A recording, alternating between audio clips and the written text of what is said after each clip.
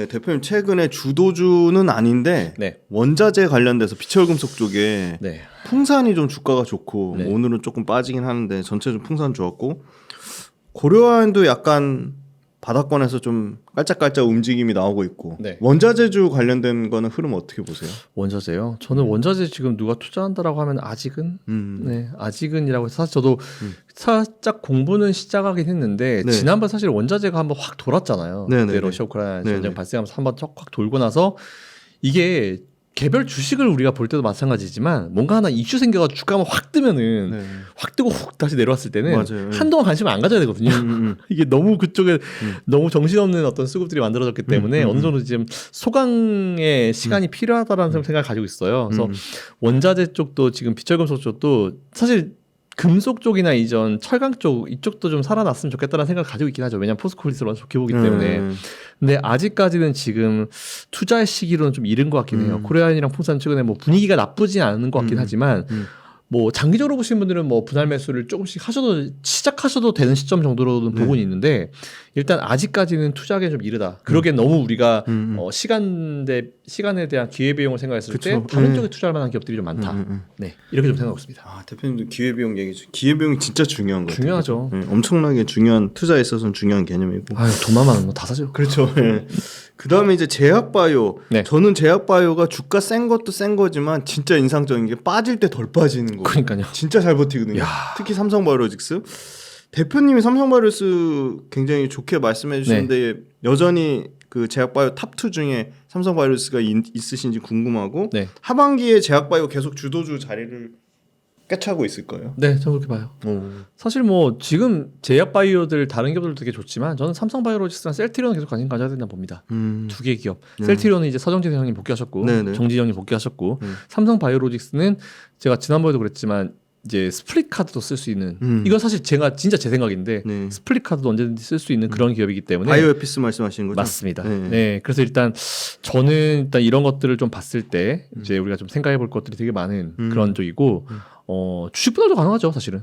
주식 분할도 가능하고 뭐 에피스도 가능하고 뭐 이런 쓸 카드가 되게 많은 그쵸? 기업이 네. 삼성 바이오로직스이기 때문에 일단 그리고 지난 뭐 경기 침체 상황 시장이 되게 안 좋았을 때 삼성이 어디에 투자하나 봤는데 그 중에 바이오랑 로봇이 있었어요. 아, 역시 바이오랑. 네. 네. 그래서 저는 제가 그때도 경기 침체 상황에서도 대기업들이 어디에 투자하나 보십시오라고 했을 네. 때 되게 많은 대기업들이 공통적으로 바이오에 투자를 했거든요. 네, 네. 그래서 저는 바이오주는 그런 흐름을 봤을 때 기업들이 진짜 미래의 먹거리를 보고 있구나라고 좀 보고 있고 또 잘 하잖아요. 네. 게다가 또 이제 특허들 만료되는 것들도 그쵸. 있어서 네. 그런 것들도 되게 좋고 또 금리 인하고 사실 어떻게 보면은 우리나라 코스닥 하면은 원래 바이오 제약이었는데 그 자리를 2차전지한테 뺏기긴 했었죠. 맞아요. 잠깐. 뭐 맞아요. 물론 이제 뺏기고 그게 의미가 없긴 하지만 근데 다시 예전에 그 상황으로 돌아올 수 있어서 거의 2차전지랑 거의 투톱으로 이제 코스닥 시장을 굉장히 좀 활기차게 만들 수 있는 그런 분위기인 것 같아서 금리 인하 어찌 보면 바이오 제약주들도 좀 우주의 기운이 몰리는 느낌? 네, 그런 느낌 분명히 있습니다. 되게 중요한 얘기 해주셨는데 그 코스닥에서 차지하는 바이오 제약 바이오의 비중이요 2020년 대비 3년 만에 지금 12%대에서 16%까지 많이 올라왔고요. 올랐어요. 코스피 기준으로는 2020년에 5%에서 지금 8%까지 올라왔거든요. 근데 그 추세가 계속 비중이 커지고 있다는 게 중요한 거라고 봅니다. 그 제약 바이오 중에 그 대표님 우리 저희 자료 중에 히트맵에 네. 인상 깊었던 게 셀트리온이 있고 삼성바이오로직스가 없어요. 맞아요. 그럼 저 삼성바이오로직스 없더라고요. 히트맵에 삼성바이오로직스가 들어갈 가능성이 충분히 있지 않을까요? 오히려 삼성바이오로직스가 들어갈 수 있어요. 좀 가능성이 있죠. 가능성이 있다고 봐요. 네, 근데 저 맨 밑에 네이버가 1.84잖아요. 근데 이게 탑 10개 종목만 지금 올려놨는데 밑에 구성 종목은 90개가 넘습니다. 밑에 구성 종목 90개예요. 분명히 거기에 있어요. 제가 봤을 때는 10위권에 있어요. 요 순위에 10위에 안 나와서 그렇지 삼성바이오로직스가 없을 리가 없죠. 네. 있는 거죠. 네, 분명히 있어요. 그래서 이제 요건 딱 탑 10만 요 화면에 나와 있고 요거 화면 조금만 내려보시면 밑에 구성 종목이 몇 개 달아 나와 있거든요. 나와 있겠네. 네, 거기에 우리나라 코리아 인덱스 종목에 삼성바이오로직스 분명히 있습니다. 그렇죠. 10위권 내고 10위권 초반 내 분명히 있을 것 같아요. 근데 위에 걸 끌어내려야 올라가는데 사실 위에 거를 끌어내릴 만한 게 지금 뭐가 있을까? 지금 너무 다 막강해서 1등부터 10등까지. 네, 막강하기 때문에 잠깐 올라올 수 있을까라는 그런 생각을 좀 가지고 있긴 있는데 일단 지금은 없긴 하지만 지금은 지금은 없긴 하지만 가능성은 네. 있다. 사실 여기서 LG화학도 원래 10위권 내에 있었어요. 아 근데 빠진 거네요. 네. LG화학도 이때 빠진 거예요. 그러다 이제 포스코홀딩스가 올라왔죠. 그다음에 이제 그 조선주 실적은 턴어라운드 되고 있는데 주가는 정체입니다. 네. 조선주 흐름 어떻게 보시고 아까 탈중국의 조선주도 수혜주죠. 그렇죠. 예. 확실한 수혜주인데 조선주 앞으로의 흐름 어떻게 보시고 조선주 중에 탑 관심 기업 뭐 삼성중공업도 있고 HD 현대중공업, 뭐 HD 한국조선해양, 하나오션 어디를 좋게 보시는지. 저는 요즘에는 하나오션? 그러세요? 조금. 오. 요즘에는. 근데 이게 자꾸 바뀌어요. 그러니까 조선주들도 보면은 이게 가능하면 포트로 짜가지고 그냥 한 두세 개 정도 샀으면 좋겠다라는 생각이 좀 되게 많이 드는 부분인데. ETF처럼. 그쵸. 그래서 사실 그래서 요즘 조선주 얘기하면 차라리 ETF 사라고 그래요. 조선주 ETF. 네. 그게 나을 것 같아요. 뭐 어떤 한 종목 사는 것보다는 그 예전에 제가 한참 반도체 막 정신없을 때도 2000년대 막 정신없을 때도 차라리 ETF를 사라고 했었거든요.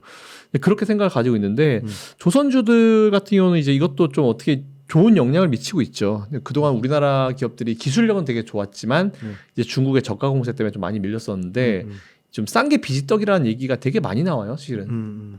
근데 이제 이 조선이라고 하는 거는 배도 크지만 이게 기술력도 중요한 부분이 엄청난 걸 제품들 많이 싣고 가잖아요. 그렇죠. 그렇기 때문에 결국 사고가 나면 안 되는 문제가 그렇죠. 분명히 있습니다. 그래서 결국 중국은 항상 보면은 뭔가 싸게 많이 만드는 건 잘하는데 사고가 자주 나요. 그래서 오히려 저는 지금이 이제 이런 미국이 중국을 그렇게 제재를 해주는 게 우리나라 기업들한테는 우리나라 많은 업종들한테는 이제 수혜가 될 거다라고 보고 있고 앞으로도 한동안 이어질 거다라고 보고 있어서 우리나라 조선 기업들 저는 메리트가 충분히 있다고 보는데 얘도 문제가 뭐냐면 사실 저는 조선 쪽 투자할 때 이제 문제가 딱 하나가 어떠한 이제 수주를 할 수 있는 기업이 있어요. 근데 그 기업이 지금까지 중국한테만 계속 수주를 줬어요. 그러면 중국의 그 싼 가격에 입맛이 들어 있다고요. 근데 이걸 갖다 우리나라가 대체하려고 하면은 뭔가 중국의 그 싼 그것보다 뭔가 딱 메리트가 확 느껴져야지 우리나라 쪽으로 바꾸겠죠. 우리나라한테 수주를 주겠죠. 근데 이게 사람이 한번 싼 맛에 맛들이면 참 이거 바꾸기가 어려워요. 그러니까 우리나라 기업들한테도 이렇게 얘기할 수 있는 거죠. 중국한테 했을 때 이 정도 가격이었는데 우리나라는 좀 비싸게 해버리면은 안 그래도 너무 지금 막 마이너스 수주라는 얘기 많은데 그런 게 좀 많이 부각될까봐. 그러니까 순이익률 자체가 크게 신장하지 못할까봐. 그래서 저는 조선주를 투자할 때 다른 것보다는 매출보다는 오히려 전 순이익 쪽을 좀 되게 많이 봅니다. 그게 포인트인 것 같아요. 남는 게 있어야죠. 그래야지 뭐 주주친화 정책도 하고 배당도 주고 뭐 직원들 보너스 주고 그러는데 순이익률 순 마진이 진짜 중요하다고 봐요. 그래서 저는 조선주 중에 제일 중요한 포인트는 결국은 이제 기존의 그 중국 이제 선사들과 했을 때 그 가격대를 어떻게 이제 우리가 좀 유리한 점으로 이제 압도할 수 있는지 그리고 확실히 얼마나 남을지 그 우리 조선 쪽 일하는 사람들이 없다고 그러잖아요. 한국 분들이. 맞아요. 왜냐하면은 없어요. 좀 복지나 이런 것들이 별로 좋지는 못하다고 하더라고요. 월급 같은 것들도 그렇고 그렇게 위험한 일인데도 불구하고 그 얘기는 왜 많이 안 주겠어요, 돈을. 수주를 싸게 해서 따오니까 그런 거죠. 근데 결국 그럴 수밖에 없었던 게 중국 때문에 그런 건데 그 문제가 좀 빨리 해결이 됐으면 좋겠어요. 고생한 만큼 또 많이 들어야죠. 그렇죠. 근데 하나옵션을 꼽으신 이유는 최근에 하나오션이 그나마 다른 기업들보다는 뭔가 부각이 많이 못 되고 있는 느낌이 상대적으로 좀, 저평가돼 있다. 네, 상대적으로 저평가 느낌이 굉장히 전혀 부각이 안 되고 있죠, 사실은. 너무 안 되고 있어요. 저는 그래서 항상 투자할 때 어떤 기업이 있는지 마찬가지인 것 같아요. 되게 포스코홀딩스를 제가 처음 얘기했을 때도 한 3년 전인가 4년 전 7월 달에 여름에 제가 한경에서 처음 얘기했거든요. 그때 아무도 포스코홀딩스 얘기 안 했어요. 왜냐하면 포스코는 무겁고 철강 기업이라는 인식이 너무 많았는데 제가 그때 왜 처음 얘기했냐면 처음에 제 눈에 딱 들어왔던 게 이제 일본에 이제 그 반도체 세계 품목을 수출하지 않을 때 그때 문제가 좀 됐었죠. 근데 그때 당시에 포스코와 우리 희귀가스 만들 수 있다라고 딱 얘기를 하더라고요. 그래서 그 이후에 제가 포스코를 공부를 해보니까 포스코는 철강에서 이제 뻗어나갈 수 있는 업이 너무 많은 거예요. 그래서 제가 그때부터 포스코홀딩스를 밀었거든요. 근데 그 이후에 2000년까지 들어오고 새로운 매출 구조를 만들길래 이거 진짜 된다라는 생각이 좀 들었었어요. 근데 그렇기 때문에 그렇게 투자를 좀 진행을 해왔었던 건데, 그래서 저는 항상 이게 좀 뒤에 쳐져 있는 기업들이잖아요. 부각되지 못하는 기업들. 그런 기업들이 항상 관심을 좀 많이 가져가지고, 요즘에는 좀 많이 부각이 되지 않는 하나오션 쪽이 그나마 좀 메리트가 좀 있는 것 같아요. 공부 좀 해보고 있는 상황입니다, 사실. 선종이 다 조금씩 다르죠. 삼성중공업이 메인으로 하는 선종, 하나오션이 메인으로 하는 선종, HD 현대중공업이 메인으로 하는 선종 다 다른데 아까 말씀 주신 영업이 그 마진 남기는 거는 친환경선, 맞아요. LNG선, LPG선, 뭐 암모니아선 이거에 답이 있다고 봅니다. 네. 예. 조선주 내에서도 상대적으로 소외된 거 말씀 주셨지만 네. 아예 업종에 소외된 것들 있잖아요. 화학, 맞아. 뭐 바닥 밑에 지하실 가는 화학. 예, 그리고 뭐 엔터주도 있고요. 엔터주 건설, 뭐 여행 레저, 네. 네이버 카카오 포함한 플랫폼. 네. 이 중에 조금 그래도 공부해볼 만하다, 가격 싼데 앞으로 성장성이 있다고 생각하시는 업종이 있으신지. 한 두 가지 정도. 일단 엔터는 제끼고 엔터는 저 진짜 안 해요. 옛날에 SM한테 제대로 한다 얻어맞고 나서 엔터는 난 앞으로 절대 하지 않겠다.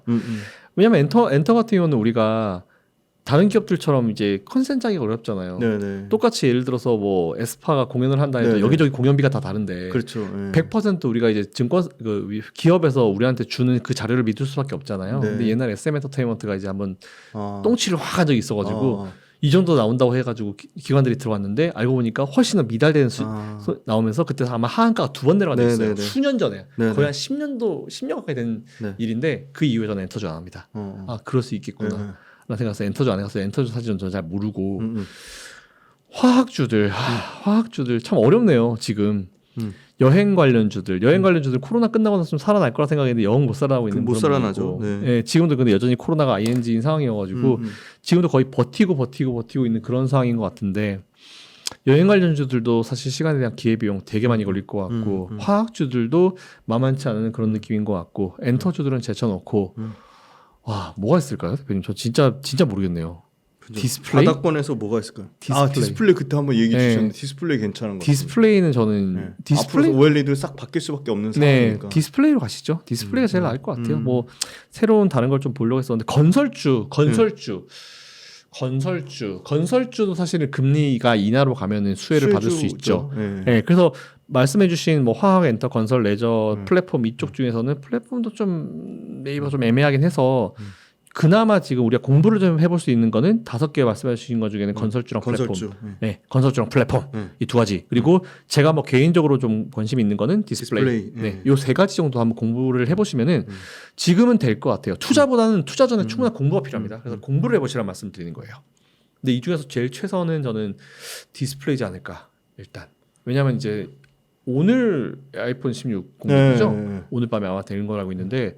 뭐 앞으로 이제 애플에서 모든 휴대폰과 모든 제품에 다 OLED OLED로 가죠. 근데 OLED 뭐 BOE 거보다 우리나라 맞아요. 삼성 디스플레이, LG 디스플레이 좋은 건 다 아는 일이고 그렇기 때문에 우리나라 기업들이 좀 충분히 수혜를 얻을 수 있을 거다라고 보고 있습니다. 그 대표님 전기차 성장하려면 같이 가는 게 자율주행이잖아요. 맞아요. 근데 우리는 FSD. 소프트웨어 약한데 맞아요. 그래도 그럼에도 불구하고 현대오토에버라는 회사도 있고 뭐 작은 회사 중에는 뭐 모트렉스라는 회사도 있고 이런 자율주행 관련된 회사들 어떨까요? 전기차 가면 자율주행 같이 안 갈 수가 없잖아요. 같이 안 갈 수가 없죠. 어쨌든 지금 일론 머스크가 이제 FSD에 대한 얘기를 지금 계속 하고 있는 상황이긴 하잖아요. 근데 모르겠어요. 사실 FSD도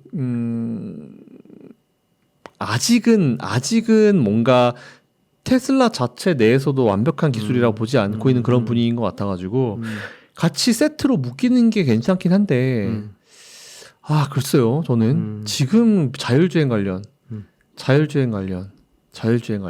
글쎄요. 굳이 가면 지금 뭐 카메라 쪽 말고는 LG노텍 뭐 이쪽 말고는 딱히 눈에 띄는 게 보이진 않아요. 솔직히.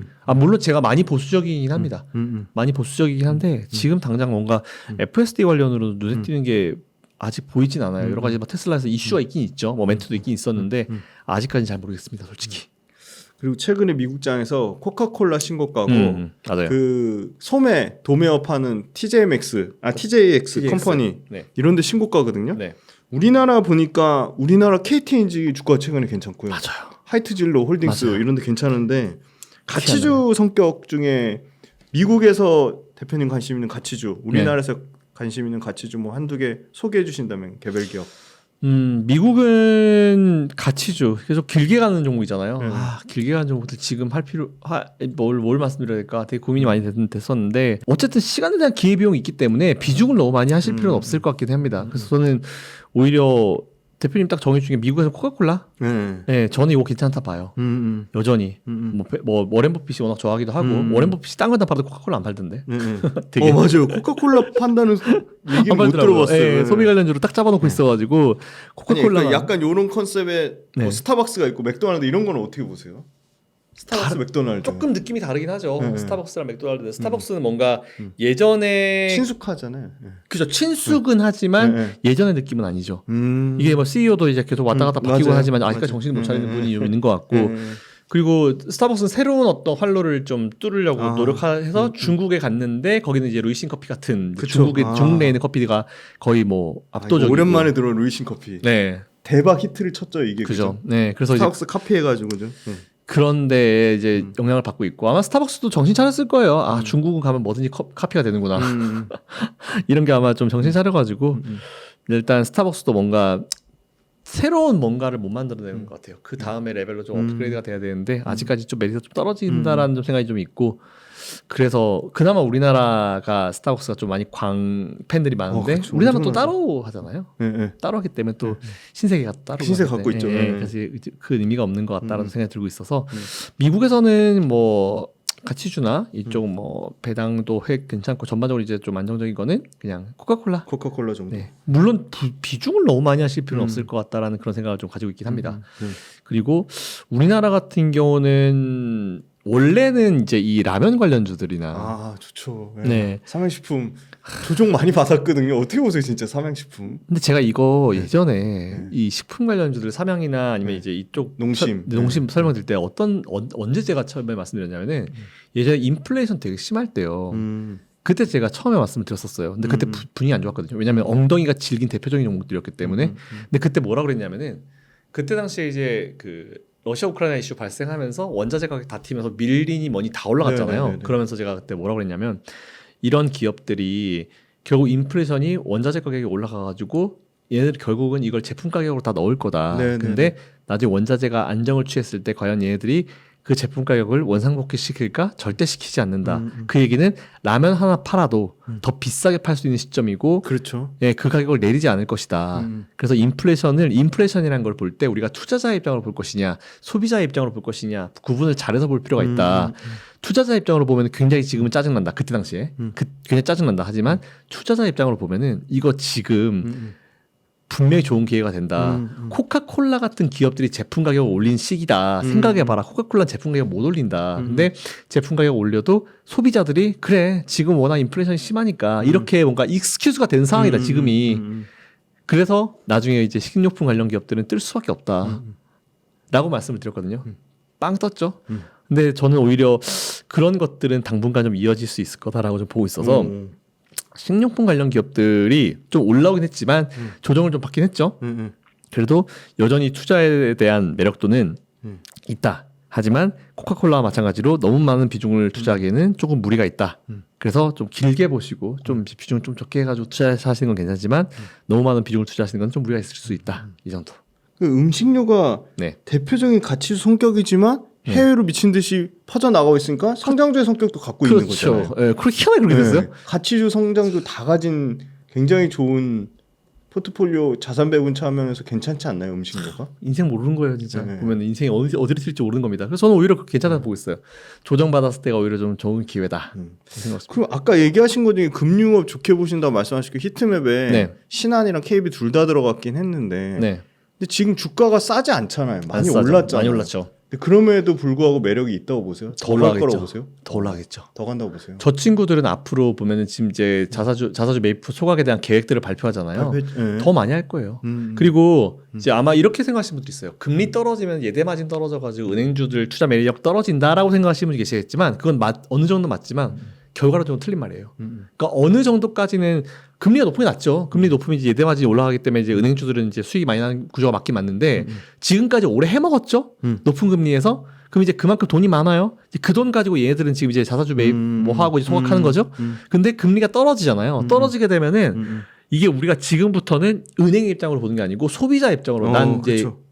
조만간 이사를 가야 되는 사람이다라고 이제 한번 생각을 해보자고요. 금리가 이제 인하기로 들어가면은 물론 쟤네들이 금리를 굉장히 천천히 내릴 겁니다. 왜냐하면 쟤네들이 예대 마진을 컨트롤해야 되기 때문에. 근데 계속 이제 금리를 내리게 되면은 어느 정도 선이 딱 지나서 낮아지게 되면은 대출에 대한 수요가 확 증가해요. 금리가 떨어졌으니까 이제 대출을 해야지 수요가 확 올라갑니다. 그렇기 때문에 예대 마진은 유지가 됩니다. 그래서 그걸 은행별로 어떻게 잘 컨트롤하냐에 따라서 이제 실적에 대한 부분이 좀 달라질 수 있기는 있겠지만 그런 게 있기 때문에 저는 오히려 투자의 매력은 그대로 살아있다. 아직도 더 갈 여력이 있다. 네, 전 더 갈 여력이 있다 봐요. 그래서 중간에 올라갈 때 따라가지 마시고요. 좀 쉴 때, 네, 좀 기왕이면 좀 쉬어갈 때 추가 매수, 신규 매수를 하시는 전략이 좀 유효하다라는 생각하고 있습니다. 대표님 저희가 하여튼 거의 전 업종 다뤘는데 하나 딱 안 다룬 게 지금 히트맵에 있는 자동차를 안 다뤘거든요. 자동차 어떻게 보세요? 현대차, 자동차요? 기아차. 저 자동차 생각보다 현대기아차가 너무 잘하고 있어가지고 너무 잘하죠. 이야. 전기차도 유일하게 적자 안 내는 마진율이 2자릿수가 나오는데. 네, 진짜 이게 요새 너무 잘하거든요. 현대차 달고 있으면 진짜 축구 패배가 다 잘하는 것 같아요. 네, 양궁도 잘하, 양궁도 잘하고 그래서 현대차가 이미지가 전 되게 좋은 게, 그렇죠. 자동차도 잘 팔고 있고 양궁협회 서포트도 되게 잘하고 있고. 엄청 잘했죠. 네, 그렇기 때문에 저는 현대차 그룹이 농담 섞어서 좀 말씀드렸지만 현대차는 저는 지금 미국에서 판매량 봐도 그렇고 생각보다 이런 생각이 너무 많이 있어가지고 전기차 하이브리드 둘 다 수혜받는 것 같아요 지금. 그래서 제가 예전에 뭐라고 그랬냐면은 자꾸 그때 한참 테슬라 잘 나갈 때 현대차 조금 쉴 때 자꾸 두 개를 비교를 하는 기사들이 엄청 많이 나왔어요. 근데 제가 그때 뭐라고 그랬냐면은 여러분들 테슬라와 현대기아차는 달라요. 테슬라는 전기차만 하는 기업이고 현대차는 전기차, 하이브리드, 내연기관, 수소 다 하는 기업이다. 쉽게 말하면 매출의 포트폴리오가 굉장히 다양한 기업이다. 그렇죠. 이걸 또 일례로 들었을 때 딱 삼성전자와 SK하이닉스랑 똑같다. SK하이닉스는 반도체만 하는 기업이다. 근데 삼성전자는 휴대폰 팔고 반도체 팔고 반도체도 만들어주기도 하고 냉장고도 팔고 세탁기도 팔고 다 하는 기업이다. 매출의 포트폴리오가 다양한 기업이다. 매력이 다른 기업이기 때문에 매력이 다른 기업은 그냥 같이 매수를 두 개를 같이 하는 게 맞다. 왜 고민하냐 이런 말씀 드렸거든요. 사실 현대도 마찬가지예요. 매출의 포트폴리오가 너무 좋잖아요. 너무 좋기 때문에 그리고 또 잘해요. 맞아요. 잘하는 것도 너무 웃겨요. 너무 잘하니까. 이게 농담 삼아서 말씀이니까 너무 잘하고 있어 좀 기분이 좋아서 드리는 말씀인데 현대 기아차에 대한 투자 매력도는 전 여전하다 보고 있어요. 괜찮다 보고 있습니다. 그래서 좀 이것도 눌림이 있을 때 투자를 좀 이어가도 좋을 것 같다는 그런 좀 생각을 가지고 있어요. 이제 그리고 마지막으로 이제 변동성이 커지고 앞으로 또 그 대선 토론도 남아 있고 대선도 남아 있고 하반기에 또 항상 보면은 9월달에 주시장 안 좋았거든요. 안 좋죠. 작년에도 안 좋고 재작년에도 안 좋고 계속 안 좋고. 앞으로도 안 좋을 겁니다. 9월달은. 지금 얘기하신 여러 가지 금투세 해결 안 됐죠. 변동성 커진 시장에서 지금이라도 좀 포트폴리오 조금 조정해서 현금 들고 있는 게 난지, 그리고 주식 투자자 분들이 앞으로 이 험난한 이 한국 주식 시장에서 목표 수익률, 기대 수익률 어느 정도 잡는 게 좀 합리적으로 보시는지 궁금합니다. 일단은 현실적으로 가볼게요. 지금 개인 투자자분들, 일반적인 개인 투자자분들 투자를 좀 이제 2차전지 때 들어오셨거나 뭐 그때부터 하셨거나 고점에 물려 있으신 분들, 그죠? 그런 분들이 많으시잖아요. 그런 분들한테 제가 지금이라도 좀 손절하시고 현금 만드세요. 전 이거만큼 무책임한 발언은 없다고 봐요. 네, 이거만큼 무책임한 발언은 없다고 봐요. 그럼 뭐 손실을 뭐 커버해 줄 건가? 저는 오히려 지금은 하셔야 될 게 여러분들이 몰빵 가까이 돼 있을 거예요. 2차전지든지 뭐든지 간에. 그럴 가능성이 높죠. 그 현실이죠. 그랬을 때 여러분이 투자하고 계신 그 기업에 대한 공부를 더 하십시오. 더 하실 필요가 있어요. 그랬는데 그 기업이 만일 앞에서 말씀드린 대로 본업을 포기한다 이런 상황이 발생하면 마이너스 50이든 60이든 버려야 돼요. 근데 그런 기업은 전혀 없기 때문에 지금은 일단 여러분들이 어려우시겠지만 지금 이 마이너스 50, 40, 30이라는 이 계좌를 보시고 스스로 좀 많이 깨달으셨으면 좋겠어요. 이게 아니구나. 투자는 제가 말씀드린 대로 여러 가지 업종과 여러 가지가 있기 때문에 포트폴리오를 나눠서 다양한 업종에 투자를 같이 해야 되는구나. 그래서 얘가 올라가도 좋고 제가 올라가도 좋은 그걸 난 경험을 해보고 싶다라는 생각이 분명히 딱 드실 거예요. 지금. 그러면은 앞으로 그렇게 하세요. 근데 이게 또 시장 좋아지잖아요. 그럼 또 종목수가 줄어듭니다. 그러면서 또 이런 얘기해요. 종목수를 줄여서 투자해야지 니들이 투자금이 빨리 증가하지. 안 그래도 돼요. 좀 천천히 가도 이제 결국은 우리가 이제 10년, 20년 투자를 할 거기 때문에 그렇게 천천히 투자하시는 전략이 좀 좋다라고 좀 보고 있어요. 그래서 지금 투자하고 계신 분들은 굳이 저는 현금 확보 안 하셔도 괜찮다라 봐요. 하고 싶으면 하셔도 돼요. 근데 저는 이제 굳이 현금 확보를 이제 억지로 마이너스 손절까지 하셔가지고 하실 필요 없다라고 봐요. 그래서 어떤 사람은 뭐 지금 마이너스 50% 손절하면 100% 수익 나면 되지. 100% 수익 나니까 많긴 해요. 근데 그렇다 하더라도 투자 그렇게 하는 거 아니에요. 그렇게 하다 보면 습관 나빠지고 오히려 굉장히 안 좋은 영향을 미치거든요. 그래서 오히려 지금은 좀 힘드시겠지만 여러분이 투자하고 계신 그 기업 업종 뭐 2차전지나 반도체 이쪽에 좀 더 공부를 하실 수 있는 그런 시간을 좀 가지셨으면 좋겠다라는 그런 개인적인 좀 생각을 가지고 있습니다. 그래서 일단 그 부분은 좀 체크를 해보시면 좋을 것 같다는 말씀드리고요. 그러면 이제 대표님 마지막으로 네. 1억 있다. 네. 그럼 포트폴리오 네. 어떻게 현금 포함? 네. 네. 1억 있다. 지금 현금 만들지 마십시오. 지금 현금 필요 없고 지금은 다 때려 부어 다 지금 풀 매수하셔도 되는 상황이라 좀 보고 있어서 현금 필요 없고. 네, 지금은 미국이랑 네. 국내랑을 50대 50으로 하겠습니다. 네. 지금은 미국 시장도 투자를 해봐도 되는 시점이라 보고 있어서 미국도 50, 국내 50으로 보고 미국 50은 M7 중에 아무거나 마음에 드시는 거. M7 진짜 아무거나요? 네. 전 아무거나. 이 정도 조정이면 충분히 됐다라 보고 있어서 M7 중에 고르지 마시고 그냥 굳이 안 고르셔도 되니까 M7 중에 아무거나 네 고르셔도 M7 중에 아무거나 매수하셔도 된다라 보고 있고 국내 50% 같은 경우는 반도체 몇 2차 프로요? 10%씩 하시죠. 각 10%씩. 네, 업종을 좀 오늘 몇 개 얘기할 거라서 네. 반도체, 2차 전지, 2차 전지, 바이오 제약, 제약바이오. 네, 그리고 자동차 가시죠. 자동차. 네, 자동차 좋습니다. 그리고 나머지 10% 비중 남는 거를 그대로 반 나누셔가지고 네. 반도체랑 2차 전지, 반도체 2차 전지 15%씩. 반도체 2차 전지 15%. 네, 그럼 지금 여기 금융이 빠지네요? 빠졌죠. 금융을 좋게 네. 얘기하시는데. 금융은 지금 위에 있고 얘들은 밑에 있고. 그러니까 오히려 밑에 있는 2차 네. 전지 반도체 비중을 높이자. 그리고 금융은 투자할 기회가 많이 있을 거예요. 앞으로 지금 위에 있잖아요. 조금 이제 금리 인하기 가면은 처음에 때려 맞을 거예요. 이제 예대 마진 줄어든다 하면서 또 은행주들 때릴 때 됐거든요. 네, 그러면 이제 기다리셨다가 나중에 하셔도 됩니다. 어차피 나중에 우리에게 매수를 기회를 주니까 지금 오늘 시점 기준으로 봤을 때는 이렇게 딱 하시는 게 제일 이쁠 것 같습니다.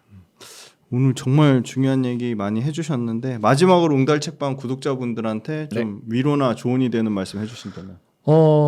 금투세 얘기는 참 많이 하고 다니는데 뭐 많은 분들이 많이 좀 부당함을 얘기를 하고 다니는데 일단 뭐 저도 계속 얘기를 할 겁니다. 네. 이게 곧 없어져야 될 건 없어져야 된다 보고 있어서 이제 힘들어도 이제 계속 말씀을 드리고 갈 거고요. 근데 그렇다 하더라도 우리나라에 대한 투자를 걷어들이지는 마셨으면 좋겠어요. 사실은 우리나라랑 미국을 포트폴리오 차원에서 반씩 나누시는 건 좋긴 좋지만 우리나라 쪽에서 여전히 이제 세계적인 기업들이 많기 때문에 그럼요. 투자를 그대로 이어가시면 될 것 같다는 말씀드리고 투자하시면서 앞에서도 뭐 제가 좀 너무 가볍게 말씀드렸나 좀 후회가 되긴 하는데 뭐 가볍게 말씀드린 건 절대 아니에요. 마이너스 40% 50% 종목은요. 뭐 종종 있습니다. 사실은 자주 있어요. 게다가 최근에 우리나라가 또 상한가가 30%로 바뀌었잖아요. 네. 그렇기 때문에 한 두 번 하다 보면 마이너스 50%거든요. 그렇기 때문에 이게 너무 나만의 얘기야. 뭐 딴 사람은 이러지 않아. 이렇게 생각하셨으면 좋겠습니다. 저도 그런 걸 많이 겪어왔기 때문에 그러니까 지금은 오히려 좀 인내심을 가지고 투자하실 필요가 있고 이번 3분기만큼은 제가 조정이나 좀 어려운 시기가 될 거다라고 계속 말씀을 드려왔기 때문에 이번 3분기만큼은 그냥 눈 딱 감으시고 눈 딱 감으시고 이번 3분기 좀 버텨내시면 4분기 때는 좀 분위기가 좀 많이 바뀔 거예요. 단 금투세가 만약 이제 폐지가 되거나 어떻게 되게 되면은 오히려 4분기 때는 더 분위기가 좋아질 수 있거든요. 그래서 오히려 그런 걸 봤을 때 조금 지금 3분기만큼은 이번 9월달만큼은 어차피 다음 주 명절이기도 하고 명절 지나면 또 그냥 금방 지나잖아요. 네네. 그래서 이제 이번 주에 있을 CPI 그리고 다음 주에 있을 미국 FOMC 정도만 체크하신 다음에 3분기 때는 그냥 모르겠다 그냥 알아서 되겠지 뭐 이렇게 생각하시고 넘어가시면 물론 그 전에 매수하시기 전에 공부를 많이 하셨겠지만 그걸 제가 믿고 말씀을 드리는 겁니다. 그래서 일단 버티시라는 말씀을 좀 드리고 4분기 이후에 또 분위기가 달라질 수 있을 것 같다라고 하니까 그 부분만 체크하셔가지고 조금만 더 이겨내셨으면 좋겠다는 말씀을 드리겠습니다. 2시간이 넘었죠. 2시간이 넘는 장시간 동안 인사이트 나눠주신 김성영 대표님께 진심으로 감사드립니다. 감사합니다.